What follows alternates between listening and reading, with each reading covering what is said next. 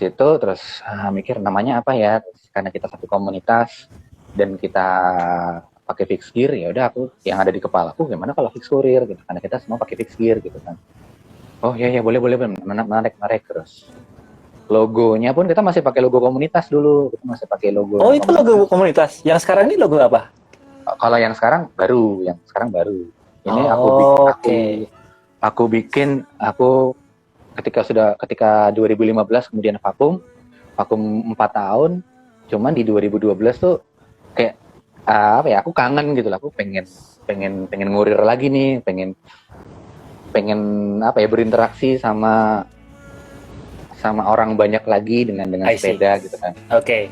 Oke. Terus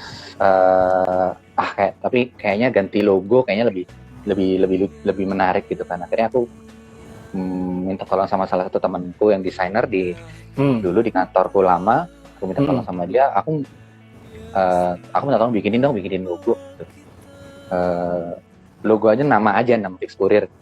Terus akhirnya dibikinlah sama dia, jadi nama Fix Courier. Dikasih, Mas, logonya kalau ini gimana, tulisannya Fix Courier gitu. Tetap dengan tulisan Fix Courier, cuma X-nya diganti amplop, terus huruf O-nya diganti roda sepeda kan, itu kan. Kalau dilihat. Iya, benar. Terus Oh iya, setelah benar. dilihat, iya kan, huruf X-nya adalah amplop sepeda, adalah amplop, terus huruf O-nya itu adalah roda sepeda. Iya, betul. Terus Dan ada tugunya ya. ada, itu kemudian Ada setelah dikasih lihat gambarnya, terus aku ngerasa ada yang kurang gitu, apa gitu kan. Terus Oke. yang kurang apa ya, terus pada akhirnya wah, aku tinggal di Jogja dan aku pengen membawa sebuah konten lokal yang orang ketika ngelihat logo saja tahu bahwa oh itu di Jogja gitu. Salah satu yang kalau mau masukin keraton kayaknya kan gambarnya akan terlalu gede gitu kan, aku mikirnya. Terus mau masukin Gunung Merapi juga, ntar orang mikirnya Fix Courier di Jepang gitu. Iya, Mount Fuji ya, Fujisan. Mount Fuji kan. Iya, benar. Terus apa ya? Terus aku ngomong sama temanku, gimana kalau ini gambaranku tolong bisa nggak kira-kira ada gambar tugu aja di situ sebagai bentuk identitas bahwa kita ini sebagai salah satu usaha kurir yang ada di Jogja gitu. Terus akhirnya jadilah logo yang sekarang, Fix Courier dengan warna biru, tulisannya warna kuning, ada tugunya kayak gitu. I see. Seru, Mas. Dengerin ceritanya dari awal berdiri, kemudian sempat vakum, dan ada kekangenan untuk ketemu orang-orang dari Fix Courier ini, kemudian sampai sekarang pun masih jalan ya. Dan jalan lagi. Tapi kemudian momennya itu seperti kehantam juga sama sekarang kondisi pandemi. Kan tadi cerita nih Mas Keju kalau kangen ketemu orang-orang, tapi begitu sekarang kehantam pandemi kan kita sangat disarankan untuk ya ada social distancing, mengurangi bertemu orang, atau kemudian protokol kesehatannya cukup ketat gitu. Jadi terus gimana nih Mas kondisinya sekarang? SOP-nya teman-teman di Fix Courier gimana? Kalau kemarin sebenarnya kan Fix Courier jadi salah satu hal yang aku sangat bercita-cita pengen dijalanin lagi. Itulah jadi salah satu alasan kenapa aku resign dari pekerjaanku sebelumnya. Di satu sisi aku pengen usaha juga dari rumah, Mas. Pengen bikin sesuatu yang biasalah aku merasakan pada saat itu berada di satu titik di mana aku capek nih kerja sama orang, pengen melakukan sesuatu yang lain, pengen melakukan sesuatu yang baru. Ketika sudah merancang beberapa hal untuk bisa dikerjakan satu-satu, kehantamlah pandemi ini gitu kan. Unfortunately, we can't fight that gitu. Terus, gimana ya? Akhirnya beberapa hal aku pending. Aku sempat nggak ngapa-ngapain selama kurang lebih 1-2 mingguan, nggak ngapa-ngapain. Terus tetap harus bergerak pada saat itu. Aku tetap harus bergerak, nggak bisa diam aja. Nah, yang bisa dilakukan kemudian, aku men-switch apa yang aku pending itu ya sudah pending dulu.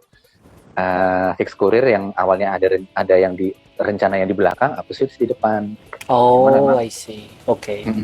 yang memungkinkan untuk dilakukan dulu apa adalah mencoba peruntungan di usaha kurir ini gitu.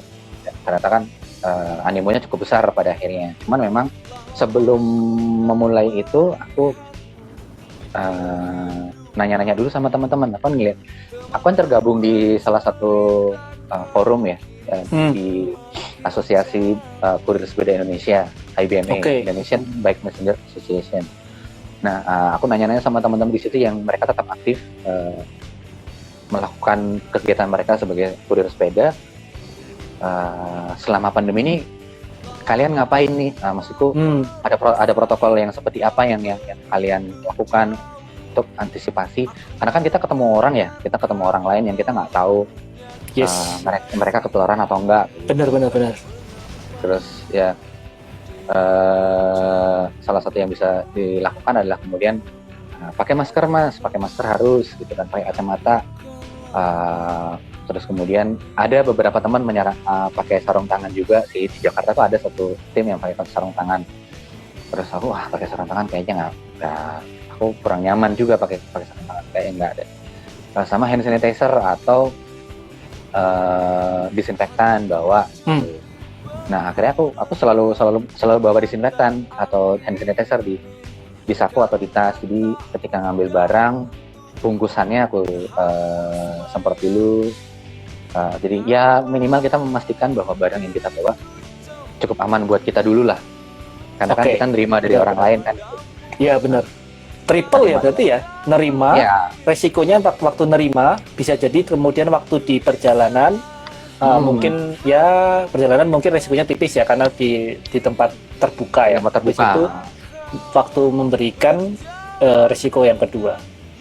Ya, waktu memberikan kita semprot lagi teman. Kita selalu mengusahakan untuk disemprot lagi. Lagi-lagi adalah kita memberikan keamanan buat pelanggan kita gitu kan. Kita mencoba untuk memastikan barang yang kita antar dan kita bawa ini udah aman kok untuk teman-teman terima kayak gitu. Nah dari situ ya aku akhirnya memberanikan diri untuk ayo kita berjalan, kita mulai lagi kayak gitu. I see. Berarti ini udah sejak kapan nih mulai restart jalannya Fix Kurir waktu pandemi? April kalau nggak salah. April kurang lebih. Lama juga ya udah ya? April, Mei. Lama juga udah ya? Kurang lebih 4 bulan inilah. Oke.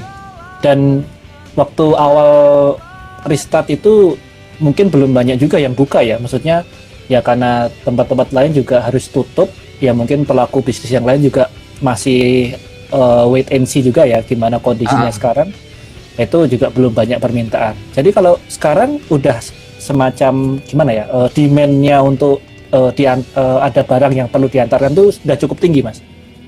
Kalau sebenarnya malah kebalik Mas. Gimana? Jadi di awal-awal pandemi itu justru demand-nya lebih banyak. Demand-nya itu justru lebih banyak karena orang kan lebih banyak di rumah kan. Oke. Oh iya benar. Dan mereka butuh, misal aku pengen jajan makanan ini. Tapi nggak mau keluar. Nah kita yang karena dari awal mulai lagi di bulan April itu aku sampai sekarang lebih banyak makanan, jujur aja lebih banyak makanan. Jadi ketimbang barang ya kayak dokumen, kayak mungkin atau barang-barang yang lain gitu, lebih banyak makanan. Sampai hari ini itu lebih banyak makan. Ngambilin belanjaan pernah. Terus waktu booming lah sepeda, nganterin frame sepeda juga pernah gitu. Oh iya, sempat lihat itu aku postingannya atau story-nya ya waktu itu. Ya, nganterin frame sepeda ya, lihat aku ya. Ingat. Terus itu Lebaran aku libur 5 hari. Nah, habis Lebaran sampai sekarang ini sebenarnya baru agak turun. Oh, oke. Jadi Karena memang orang udah pada berani keluar kasarnya ya. yes, kayaknya sih itu mah. Jadi apa ya? Aku juga masih mempelajari sih, karena kan ya dari awal aku mulai lagi sampai sekarang tuh sebenarnya masih ngeraba gitu, masih lihat tren ini akan dibawa kemana ya. Maksudnya ketika pandemi ini orang akan seperti apa nih habitnya Oke. mereka bakal ngapain sih, apalagi ini masuk ya, kalau kita bilang sekarang new normal, walaupun nggak normal banget sebenarnya. Iya, Yang benar. new adalah setiap hari kita harus pakai masker, harus cuci tangan, harus Iya, bawa benar. itu kan. Nah itu aku mulai ngeliat tuh nih habitnya kayak apa ya orang-orang sekarang gitu kan. Terutama habitnya orang belanja lewat pelanggan-pelangganku yang kemarin ketika awal-awal Oke. pandemi sampai Ah. sebelum Lebaran kenceng banget nih. Nah ini kok turun, kenapa ya gitu. Aku Oh. ngelihat di depannya mereka juga, Iya, atau iya, mungkin iya. juga nggak hanya ngelihat dari mereka, tapi juga aku ada kurang apa ya, atau mungkin pas aku nganter atau ini mungkin aku ada kurang, atau mungkin pas ada orderan aku tidak bisa ngambil berapa kali pesan gitu, mereka kemudian tidak sementara tidak menggunakan jasa aku atau gimana. Nah itu baru Ya, dipelajari jadi terus. ya istilahnya sekarang Mas Keju dan teman-teman di Fix Courier baru review ya gimana kondisi sekarang dan sebelum waktu atau sebelumnya, terutama waktu restart itu waktu pandemi, gimana kok sekarang istilahnya demand-nya tidak terlalu tinggi, atau mungkin ada apa yang terjadi, nanti untuk melakukan evaluasi gitu ya. Nah, kemudian kalau yang apa ya namanya, adakah limitasi atau batasan barang yang bisa dibawa? Jadi misalnya nih, saya tadi sempat kepikiran agak ngaco sebenarnya. Kemudian kalau yang mau saya tanyakan, kemarin waktu Idul Adha nggak ada pesanan suruh bawain kambing kan? Enggak, untungnya nggak ada. Bawa kambing sebenarnya penasaran sih, tapi ya alhamdulillahnya sih nggak ada sih. Untungnya tidak ada customer yang seiseng itu untuk minta jasanya kita untuk bawain kambing. Walaupun di salah satu kota, di teman-teman kita salah satu kota, mereka ya karena mereka punya sepeda kargo, ya ada itu mereka bawain kambing. Sepeda kargo yang kayak di Belanda yang dia punya, wah keren itu. Ya itu ya sempat 2017 ya, waktu itu saya sempat ke Groningen. Di sana umum banget ketemu orang-orang ya bisa dibilang orang sana ya, orang Belanda yang kalau mau belanja dia naik sepeda kargo itu. Jadi panjang kan? Bisa di depannya itu bener, di depannya ada decknya, atau yang di belakangnya dia punya keranjang tapi udah kayak ada space gitu. Tapi roda 2 loh. Iya bener. Roda 2. Kalau di Belanda, di negara-negara Eropa kan beberapa bahkan jadi kayak apa ya, keluarga pakai sepeda di belakang di decknya, itu kan buat bawa anaknya. Iya betul. Bisa dialihfungsikan buat belanjaan atau buat bawa anaknya. Nah di Indonesia sebenarnya sudah ada yang pakai gitu, bisnis kurir di Indonesia, di Jakarta tuh sudah ada yang pakai. Di Tasikmalaya ini sedang proses produksi, mereka akan keren. Jadi buat teman-teman di Tasikmalaya, namanya Orang Baik Messenger, itu mereka lagi riset bikin cargo bike. Jadi buat teman-teman di Tasikmalaya, nanti kalau kalian mau belanja beras dan lain-lain, bisa lah di Jogja, doakan saja segera punya minimal satu lah ya. Sedikit ngebahas cargo bike Mas, ini jadi apa ya, penasaran saya. Kalau di Belanda itu kan waktu saya yang lihat mata kepala sendiri itu dia satu sepeda gitu ya, maksudnya satu unit sepeda roda 2, dan itu decknya bisa di depan atau belakang, dan atau jika sepeda itu bisa kemudian dikasih kayak gandengan. Jadi kalau yang misalnya kita bawa anak itu loh, jadi dia gandeng di belakang, disambung, terus itu juga bisa dibuat buat anak, maksudnya ada orang di situ, atau bisa jadi juga deck juga, dan itu bisa seimbang. Nah, kalau yang dibuat di teman-teman di Tasik itu seperti apa? Sama kayak gitu Mas. Jadi yang di Jakarta pun juga gitu. Jadi rodanya cuma 2, depan belakang. Rodanya cuma 2, terus decknya di tengah, cuman nggak ada tutupnya, jadi terbuka gitu. Iya betul ada tutupnya. Terus ada talinya yang buat menjaga supaya barangnya nggak jatuh. Di Jogja sih aku sebenarnya sempat lihat ada yang punya, bahkan kalau di Jogja dibikinin bak supaya barang itu nggak jatuh gitu, barangnya nggak jatuh. Sama aku sempat lihat dia ngajak anaknya, jadi anaknya di baknya itu, duduk di baknya itu. Seru ya. Kalau di Jepang nih, kalau di Jepang itu ada sepeda seperti itu tuh saya jarang lihat ya. Tapi kalau ngomongin sepeda roda 2 yang mungkin saya nggak tahu, saya lupa itu antara itu fixed gear atau sepeda yang ada gearnya biasa, tapi dia punya deck di depan dan decknya itu kemudian ditali pakai kayak tali yang lentur, tapi dia bisa kenceng gitu loh, kayak buat tali koper. Dan juga ada namanya istilahnya di sini mamachari. Mamachari itu sepeda buat ibu, bukan ibu ya, sepeda buat mama. Jadi di sini kan banyak nih ibu-ibu yang punya anak, tapi mereka kalau kemana-mana naik sepeda. Jadi sepedanya itu depannya ada boncengan anak, belakang juga boncengan anak, dan itu kadang juga bisa buat bawa barang. Tapi sepedanya nggak fixed gear, dan bahkan sepedanya cukup panjang, ada seri yang dilengkapi baterai. Jadi kalau misalnya lampu merah nih, saya jajaran sama ibu-ibu ini, begitu lampu hijau saya baru gowes satu cycle gitu, dia cuma gowes satu cycle tapi udah ujung ke sana. karena kebantu motor listrik yang ada di situ. Iya, benar-benar yang ada di situ. Aku jadi penasaran nih, mungkin teman-teman di Indonesia atau yang lagi nonton juga penasaran kan.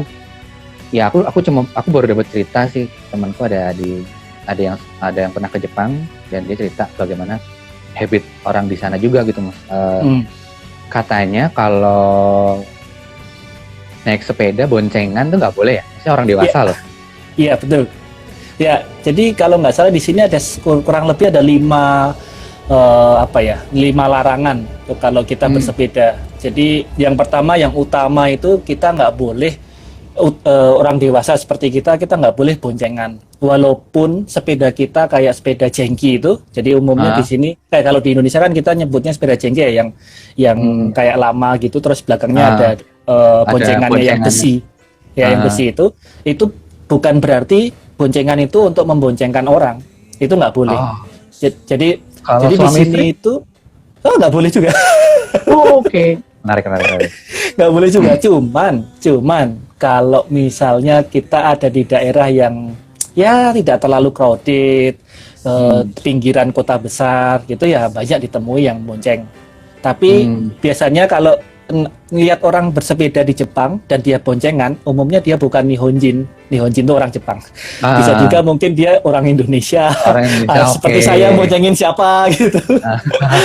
atau mungkin teman-teman yang dari Tiongkok atau kemudian non Jepang lah istilahnya. Dan itu banyak. Itu yang pertama. Yang kedua, kita nggak boleh nih pakai earphone kayak gini atau hands free gini. Kemudian kita naik sepeda tuh nggak boleh. Walaupun kita masih aware sekitar kita dan kita cuman setel musiknya pelan gitu, itu kalau ketahuan polisi nggak boleh. Kenapa sih kemudian aturannya cukup ketat? Karena kita punya sepeda di Jepang itu sama seperti kita punya kendaraan bermotor di Indonesia. Jadi setiap sepeda di sini punya STNK.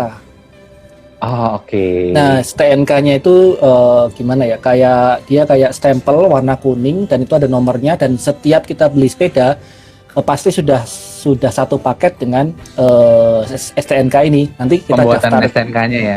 Iya benar, kita daftarkan ibaratnya ke kalau di Indonesia kan polisi sektor berarti ya, semacam gitu. Polseknya di mana kita tinggal. Jadi kalau misalnya kita tinggal, case-nya saya tinggal di Chiba, dan kelurahan atau dukuhnya namanya Saiwaicho gitu. Iya, jadi saya daftarnya ke daerah sini. Koban itu polisi ya, jadi ke kantornya si Koban di daerah sini untuk daftarin sepeda saya. Kemudian bisa ditunjukin nggak Mas? Saya ambilin ya, sebentar ya. Aku penasaran nih. Jadi teman-teman buat ini bagus informasi bagus, karena ternyata di Jepang, karena setahu aku kan fixed gear tuh di Jepang tidak pakai rem gitu. Jadi fixed gear di Jepang itu harus pakai rem. Kalau tidak pakai rem, kamu bakal ditilang. Halo Dede. Jadi kamu bakal ditilang, sepedamu akan disita Dan baru akan dikembalikan ketika kamu sudah bisa menunjukkan ke pos polisi di mana sepedamu disita itu. Oke Pak, saya sebenarnya punya rem loh, saya punya rem nih, yang cuma nggak dipasang aja di sepeda. Iya, iya sih itu ketat. Jadi ini ngomongin STNK ini contohnya, kelihatan nggak? Wah, iya kelihatan, Jadi kelihatan. jadi ini STNK sepeda saya yang trek. Jadi kan saya punya sepeda trek yang 7.2 itu yang agak udah cukup lama. Nah ini sebenarnya masih atas nama ini yang jual, namanya Magnus, orang Italia ya. Jadi dia pakai nama dia, dan waktu itu dia bilang nggak usah diganti nama, nggak apa-apa gitu. Tapi kemudian saya sempat beli sepeda Mama Cari itu, tapi yang biasa, dan saya daftarkan di daerah Polsek sini. Jadi dia ada nomornya dan ini ada namanya, jadi itu terdaftar. Dan gimana ya kalau dibilang keren atau enggak, ya mungkin keren ya. Jadi misalnya nih suatu hari ada polisi nilang kita, jadi kita baru bersepeda, ada polisi nilang kita, biasanya polisi akan nanya ini sepeda siapa gitu. Kalau kita mengaku ini sepeda kita, nanti dia antara dua opsi, dia ngecek ke kantor dia, nah sepeda dengan nomor seperti ini punya, betul ya, itu punya atas nama siapa gitu. Atau kita nunjukin STNK ini tadi ditunjukin. Jadi STNK ini ditunjukin bahwa ini apa namanya, ini sepeda cuman kertas gini doang. Jadi kalau lecek hilang ya wassalam. Jadi jangan sampai lecek. Sampai saya simpenin di kayak gini biar nggak hilang ya. Wah. Iya. Nah kalau misalnya terdaftar atas nama saya, ya sudah, oke, nggak apa-apa, dibebaskan. Tapi kalau kemudian bukan atas nama saya, ya itu nanti bisa jadi perkara. Maksudnya terus kok bisa kamu yang bawa ini, kamu tahu nggak ini punya siapa? Jadi jadi indikasi bahwa saya itu mencuri gitu loh. Tapi pernah Mas, maksudnya kan tadi yang satu kan bukan namamu ya, itu pernah nggak kejadian terus kemudian ditanyain kok ini namanya beda, bukan namamu? Pernah. Waktu itu ada teman saya yang dari Tiongkok, itu dia dapat lungsuran sepeda dari temannya yang sudah lulus. Jadi si sepeda itu atas nama teman dia yang sudah lulus, sempat kena tilang, ditanyain ini sepeda siapa, terus dia bilang ini sepedanya atas nama teman dia, dan dia dapat sepeda ini karena dikasih. Nah karena infonya itu dia bilang seperti itu, jadi sepeda itu atas nama teman dia yang betul dicek di polisi itu atas nama dia dibebasin. Tapi kalau misalnya dia bilang nggak bisa ngasih tahu siapa pemilik sepeda itu, dia bisa kena tangkep lah istilahnya. Bisa dikira nyuri itu tadi ya. Betul bisa kira. Nah kemudian tadi Mas Keju sempat bilang kalau nggak ada rem bisa kena tilang. Iya sih, bahkan kalau kita nggak lengkap, misalnya kita bersepeda di malam hari tanpa lampu depan dan lampu belakang biasanya nggak wajib ya, tapi kalau sepeda yang trek saya itu saya kasih lampu yang kayak hazard kelap-kelip gitu warna merah, yang dan lampu depan tuh yang wajib, dan itu kalau kita jalan malam hari setelah gelap itu harus wajib hidup, dan kalau misalnya nggak hidup dan ada polisi ya bisa kena tilang. Jadi kuncinya kalau ada polisi dan kita bersepedanya di crowded place ya, kalau misalnya di Tokyo atau Shibuya, Harajuku dan yang lain. Tapi kalau case-nya saya di Chiba, ya bisa dihitung lah dalam satu tahun itu 1-2 kapan polisi itu sangat ketat dalam ngider ya, istilahnya. Iya, ngider, bener. Kalau tentang tren cycling sendiri, Mas Keju, kan ngalami nih, ya mungkin bisa dibilang dari 2010 sudah bersepeda duluan daripada mungkin teman-teman yang sekarang baru booming bersepeda. Itu apa yang dirasakan Mas Keju dan teman-teman yang sudah bersepeda duluan?